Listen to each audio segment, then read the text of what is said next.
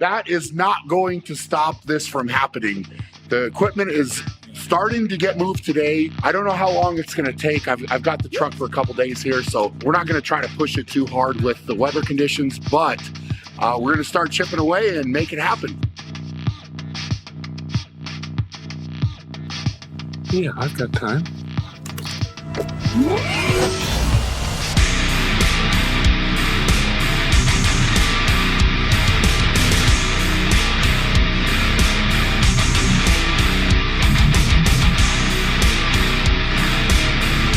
He changed from being a human being to what is it?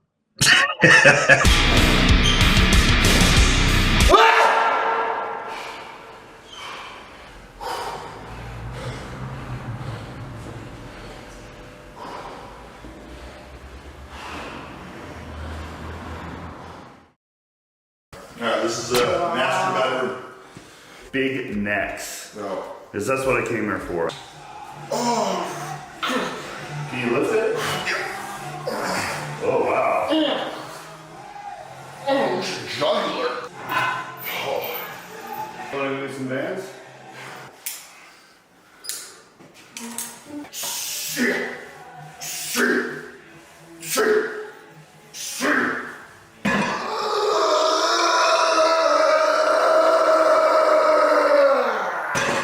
Like it's fly off your head. That's pretty usual. Yeah.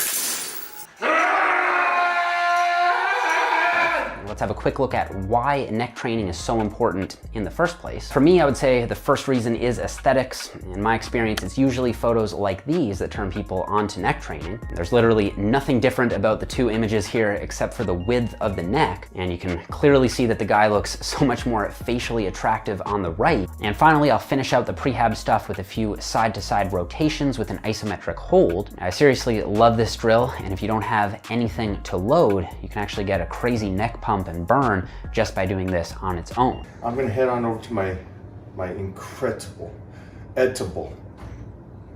He is, he's luscious. My chiropractor. So we're gonna head over there, but before we do that, I'm gonna get a little protein shake in. Look at that. What flavor you got there?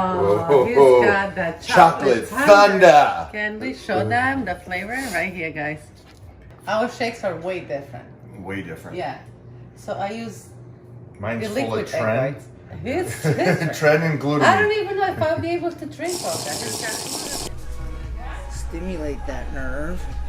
That's for sure. A stimuli. Turn the head to the right, left side of the brain. Controls that right leg. And there it is. Good.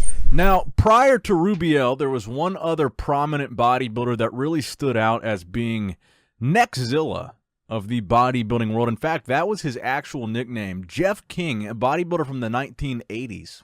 The buzzies. So, let's face it, the last 6 weeks before a contest, you won't gain any muscle, but you must keep what you have. So all the hard work you do 6 months down the road, back behind, that's what's gonna show. And that's why you'll notice guys with sleep apnea a lot of the time, if it's not a neurological, electric issue. When I say electric, I mean brain signals can cause you to apnea as well. Typically it's induced in bodybuilders through your actual structure of your neck. So you'll notice guys with apnea, sleep apnea a lot of the time, if you fall asleep sitting straight up, you will not snore and you will not apnea. And that is because your airway is open when your neck isn't collapsing into itself, essentially. If you're somebody that has a stiff neck, but at the same time, you're experiencing numbness or tingling down your arm, especially one arm, not two, you gotta get checked out. But if what you have is definitely the more common side effect of muscle stiffness or joint stiffness, then you can do what I'm gonna show you here, and it's gonna help you quickly. You could take a towel, and I'm gonna show you one thing here on this channel that a towel is actually good for, because working out ain't one of them. And what you do is you take the towel and you put it around your neck. And the first thing you try to do is determine where your discomfort is.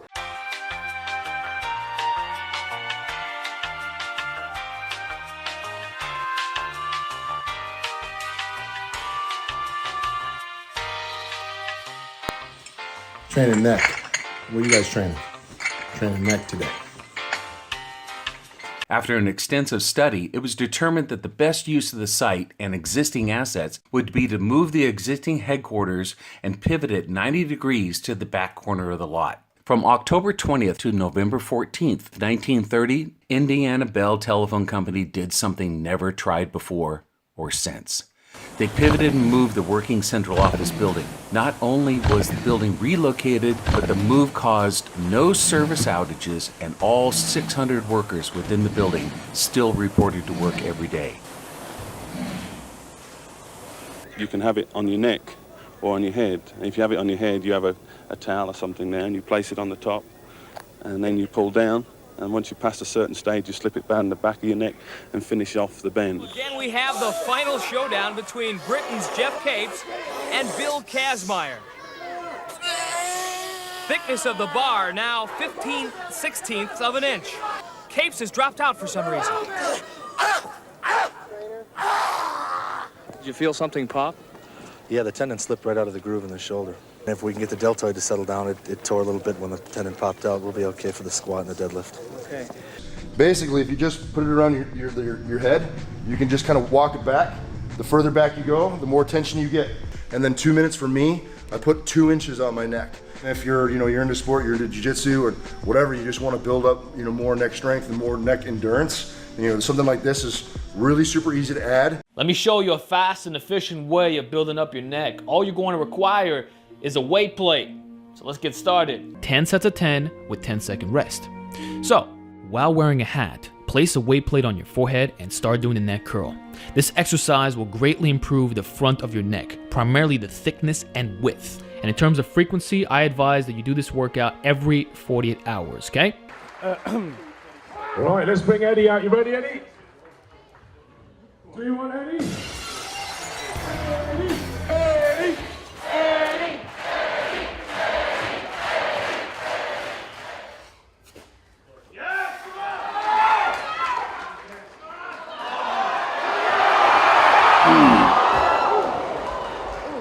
So, quite a quirky bit of kit. Literally something that you just plonk on your head. It really is, seems so simple.